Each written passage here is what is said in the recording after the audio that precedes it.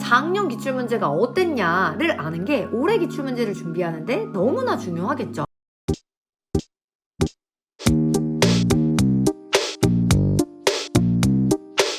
안녕하세요 여러분, 연세대 김미미입니다. 오늘은 여러분 우리 25년도 경희대학교 인문계열 수시 논술을 꼼꼼하게 분석하기 위해서 이렇게 영상을 켰습니다. 우리 벌써 25년도 기출이 나온다라고 하는 거는 우리 진짜 본격적으로 제대로 공부를 해줘야 되는 시기다라는 거를 조금 체감할 수 있게 해주는 시기이기도 하죠. 우리가 경희대학교의 논술 특징 하면은 정말 많은 영상들을 통해서 여러분들한테 알려드렸었는데, 여러분 이런 경희대학교의 특징은 지난 영상도 여러분들이 지금까지도 크게 도움이 될 수 있는 그런 개념들, 특징들, 힌트들을 담아 두었기 때문에 여러분들 반드시 경희대학교다라고 한다면 지난 영상들을 모두 꼼꼼하게 확인해 보시는 걸 완전 추천을 드립니다.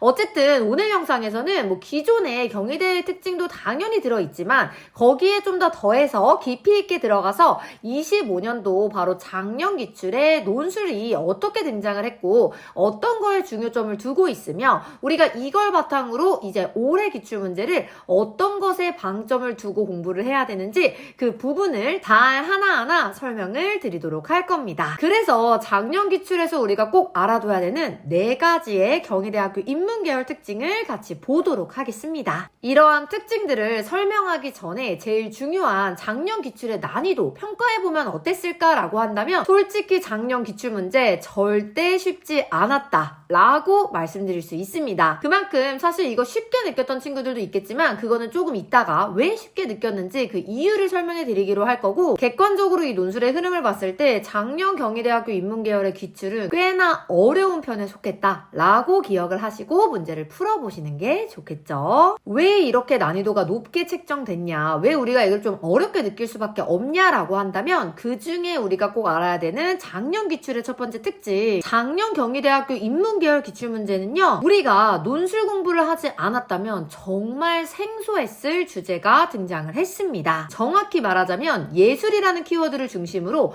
논제 1번에서는 예술이 갖는 심미적인 특징, 예술 그 자체가 중요한지 혹은 이 예술이 갖고 있는 윤리적이고 도덕적인 그 역량이, 기능이 중요한지 이 2가지의 대립 키워드가 중점적으로 논제 1번에 출제가 되었고, 논제 2번 같은 경우에는 이러한 예술이 과연 AI와 접목했을 때도 우리가 예술이라고 평가할 수 있을까, 이 부분을 주제로 논제 2번에 출제가 되었습니다. 얘들아, 사실 우리 논술을 공부한 친구들이라면 예술 그리고 예술과 AI 그리고 예술의 기능 꽤나 많이 들어봤을 주제이기는 해요. 이 말인 즉슨 내가 논술 공부를 조금 허투루 했다면, 내가 제대로 하지 않았다면, 논술에서 많이 등장하는 이러한 개념들을 알지 못했다면 사실상 작년 기출은요 여러분들에게 꽤나 어려운 난이도로 다가올 수밖에 없게 될 겁니다. 선생님이 방금 말한 것과 마찬가지로 사실 이 예술이라는 기출문제는요 정말 여러 학교에 걸쳐서 최근에 너무나도 많이 나왔던 기출문제입니다. 그치만 문제는 이 예술이라는 기출이 나오면 사실 학생들이 굉장히 어려워하는 그런 주제 중에 하나가 돼요. 그러다 보니까 경희대학교 인문계열 기본적으로 논술의 난이도가 조금 있는 대학이고 거기에 더해서 학생들이 어려워하는 예술이라는 거를 주제로 냈다? 진짜 학생들에게 엄청나게 어렵게 체감이 될 만한 그런 기출문제였다라고 평가할 수가 있는 겁니다. 때문에 지금 선생님이 말한 것처럼 이 예술에 대한 기출문제를 많이 풀어본 친구들에게는 너무나도 수월했을 문제이고, 반대로 내가 예술에 대한 그 키워드에 대한 공부가 충분히 되어 있지 않은 친구들의 입장에서는 너무나도 어렵게 느꼈을 지문이라는 거죠. 그럼 여기서 우리가 진짜 주목해야 될 부분은 정말 경희대 인문계열, 쌤이 지난 영상에서부터 계속 얘기를 하듯이 점차 사회계열이 만들어냈던, 사회계열이 제시했던 논술에 많이 등장하는 대립적인 키워드를 중심으로 기출문제가 출제가 되는구나 라는 거를 꼭꼭 주목을 해주셔야 됩니다. 우리 최근 기출 말고 기존 기출 같은 경우에는 경희대 인문하면 꽤나 추상적인 주제들이 정말 많이 나왔어요. 그러다 보니까 그 지문을 가지고, 그 지문 자체를 가지고 학생들 간의 우열을 가르는 그런 시험이었다라고 한다면, 이제는 이렇게 추상적이었던 또 경희대가 좋아하는 기출문제를 냈던 이 인문계열이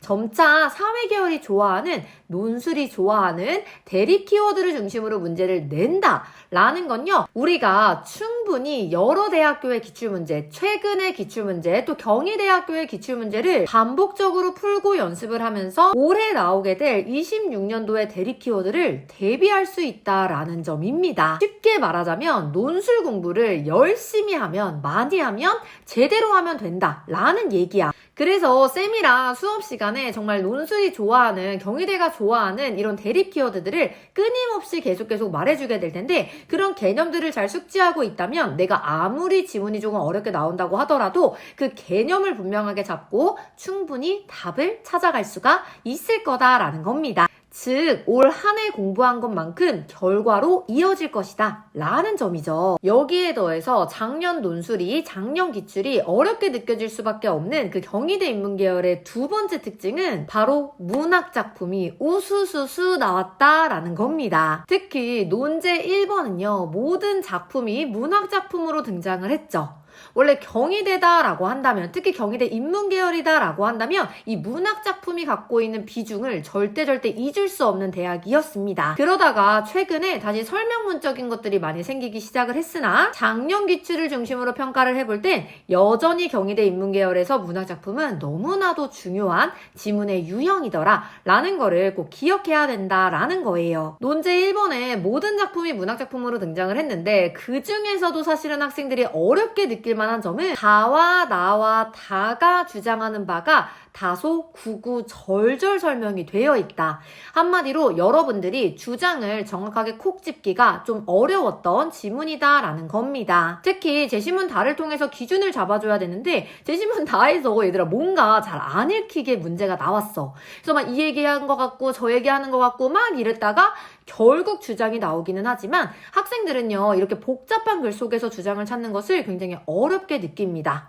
마찬가지로 제시문 가에 나와 있는 지문 역시 그 분량 또한 굉장히 길게 등장을 했기 때문에 학생들이 촉박한 시간 동안 이 주장을 찾아 내려가는 것이 꽤나 어려웠을 거다라는 부분인 거죠. 게다가 마지막으로 원래 이제 경희대 인문이다라고 한다면 시가 나오는 것은 너무나도 기본이지만 이번 시 지문은요, 역시 난이도가 좀 있습니다.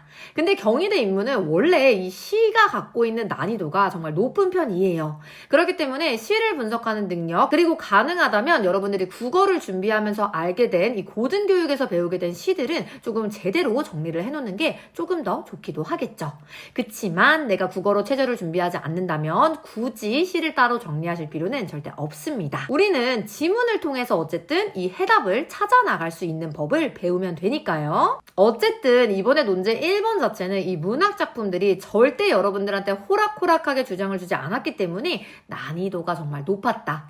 그리고 경희대 인문은요, 원래도 이 과거의 기존 기출들도 사회계랑 비교했을 때 정말 난이도가 높은 편에 속해 있었기 때문에 이 경희대 인문계열이 살짝 난이도를 왔다리 갔다리 하다가 본래 자리를 조금 찾아간다라고 생각할 수 있을 겁니다. 그만큼 얘들아, 우리 어떻게 해줘야겠어? 이 경희대 인문 기출을 반복적으로 풀고 진짜 제대로 방향성을 잡고 풀어나가면서 합격권에 들 수 있도록, 분석할 수 있도록 연습을 많이 해주셔야 되겠죠. 살짝 덧붙이자면 지금 인문계열이 아까도 말했다시피 기존의 추상적인 개념에서 좀 더 논술적인 개념으로 확실하게 문제를 내고 있다라는 점을 통해 우리는 인문계열 기출문제만 푸는 것이 아니라 사회계열 기출문제도 같이 풀어가면서 여러분들이 이러한 논술, 대립 키워드에 조금 더 친숙해지고 익숙해지고 다양한 어휘들을 통해서 이것들을 설명할 수 있도록 연습을 해주셔야 된다라는 거 꼭 기억해 주시면 됩니다.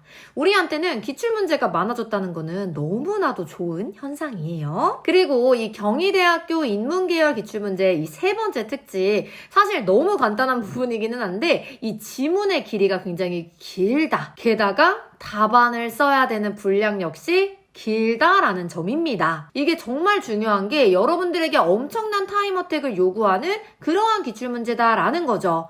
이러한 부분은 내가 진짜 평상시에 실전처럼 시간 내에 문제를 푸는 연습이 되어 있지 않으면 여러분 절대 시험장에서 시간 내에 논제 1번 8,900자, 논제 2번 1,000, 1,100자 절대 채울 수 없으실 겁니다. 그렇기 때문에 우리가 이 긴 지문 속에서 주장 찾고 근거 찾고 이를 전개하기 위한 전개 방식을 정하고 이런 데에 사용되는 이 시간을 단축할 수 있도록 항상 지금부터 시간 내에 문제를 풀 수 있도록 반드시 연습을 해주셔야 됩니다. 특히 이 부분에서 꼭 기억해야 되는 부분은 경희대는 이 문제의 유형이 어쨌든 고정적이고 모범 답안의 방향성도 고정적이기 때문에 반드시 내가 이 논제 1과 논제 2번을 가독성 있게 전개할 수 있도록 이 템플릿을 정확하게 배우고 암기하고 가져가 주셔야 됩니다. 이게 되게 별거 아닌 것 같지만 학생들이 정말 못하는 부분이기도 하고 제대로 배우지 않으면 그냥 시험장에서 뭐라고 써야 될지 그 순서를 정하지 못해서 시간을 낭비하게 되는 너무나도 중요한 문제이기 때문에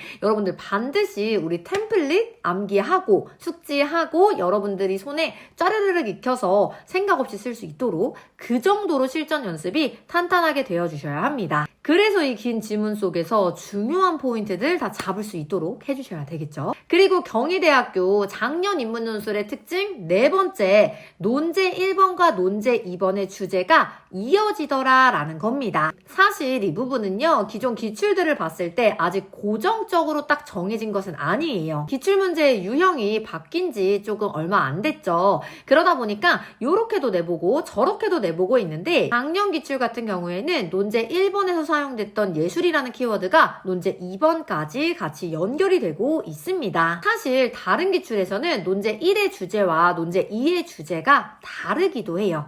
그렇기 때문에 이거는 고정적인 정답이 있는 것은 아니지만 여러분들이 이제 판단을 했을 때 사실 작년 기출문제 같은 경우에는 논제 1번에서 주제 찾기가 사실은 쉽지가 않잖아. 그치? 키워드를 잡는 것 자체가 되게 어려운 난이도였단 말이야.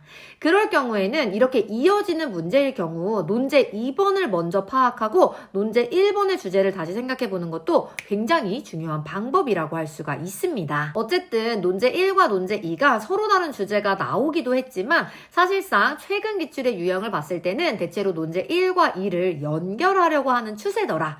동일한 키워드를 갖고 다양하게 분석하고 대립할 수 있는 키워드를 설명하고 다각적으로 볼 수 있는 그런 식의 문제 유형으로 나아가고 있더라라는 거를 확인해 주시면 됩니다. 그렇기 때문에 작년의 기출문제였던 이 예술이라는 키워드, 앞서 말씀드렸던 예술하면 반드시 떠올라야 되는 예술의 기능에 대한 대입 키워드와 이 인공지능과 인간만의 차별점이 있느냐, 이 예술을 하는 데에 있어서 우리가 인간만이 가질 수 있는 특징이 있느냐, 혹은 AI가 만든 예술을 혹은 작품을 내가 진짜 예술이라고 할 수 있느냐, 이 부분은요 진짜 최근에 너무 많이 나온 기출 문제다. 그래서 논제 1번과 논제 2번이 이 예술에 대해서 다양하게 분석할 수 있는 거를 같이 제시를 해주면서 여러분들이 논술 공부를 했는지 그리고 다양하게 이러한 키워드를 생각해 볼 수 있는지를 판단하게 된다라는 겁니다. 자, 그리고 4가지라고 해놓고 말하는 5번째 특징, 이거는 그냥 과거부터 쭉 있었던 경희대 인문의 너무나도 대표적인 특징인데 반박 및 재반박 혹은 양면적인 평가가 가능한 부분이 등장을 무조건 하게 됩니다. 이 부분은요 진짜 여러분들의 최초합의 그 합부를 나누는 너무나도 중요한 부분이고 진짜 옛날 완전 옛날 기출에서도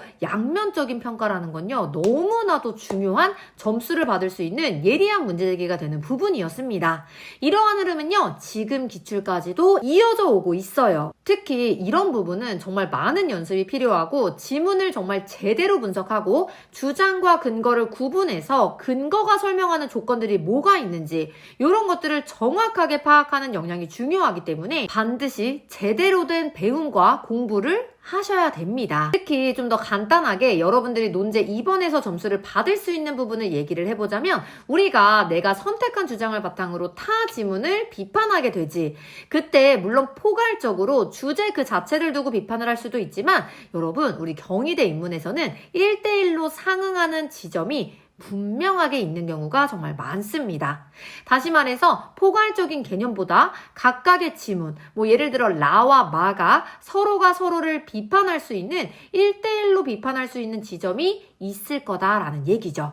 그러한 부분을 정확하게 찾아내서 포괄적인 비판 이외에 상세하게 그리고 예리하게 문제를 제기하고 비판을 한다면 여러분들 점수를 많이 받을 수밖에 없게 될 겁니다. 논제 1번 역시 마찬가지예요, 여러분. 우리가 평가를 한다라는 건요, 비판과 옹호만 있는 것이 절대 아닙니다. 우리가 특정 부분에서는 옹호하고 또 다른 부분에서는 비판하는 경우가 등장을 하겠죠. 그렇기 때문에 양면적인 평가라는 평가 방식도 있구나 라는 거를 꼭 기억을 해주고 해당 부분을 바탕으로 논제 1번, 2번을 스스로 혹은 내가 스스로 어렵다면 여러분 수업에서 얼마든지 계속 설명을 드릴 거기 때문에 꼭 잘 체크를 해보실 필요가 있습니다. 그래서 내가 진짜 고득점을 받고 싶다라고 하는 경우에는 반박과 재반박 이 양면적인 평가를 정말 능수능란하게 사용할 수 있어야 된다라는 거 잘 기억을 해주시면 돼요. 이러한 경희대학교 인문계열 기출 진짜 제대로 공부해서 고득점 포인트 다 잡아서 최초합하고 싶다라고 하신다면